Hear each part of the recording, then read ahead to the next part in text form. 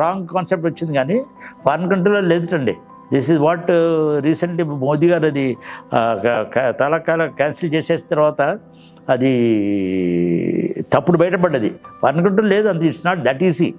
వాళ్ళకి ఏదో ప్రొసీజర్ ఉంది దానికి, ఆ ప్రొసీజర్ ఫాలో అయిపోతే that is a different issue. So అట్లా పెళ్ళి అనేదానికి స్త్రీ పురుషులకు అవసరం కాబట్టి, ఒకళ్ళకొకళ్ళు అవసరము, సంసారం పెరగడానికి అవసరం. అందుకోసం పెళ్ళి అనేది స్టెబిలిటీ కోసం, సోషల్ స్టెబిలిటీ కోసం వచ్చింది. అది వస్తే మిగతా వాళ్ళు కూడా దబ్బుకొని చేయరు. కానీ అప్పటికీ కొంతమంది గుండాలు రాజులు బలవంతులు పట్టుకుపోయారు. నరకాసురుడు పట్టుకుపోయింది. అది కారణమే అది. Is not bothered about other social concept. ఇది లేదు. శ్రీకృష్ణుడికి దేవుడు కావడానికి కూడా కారణం అదే.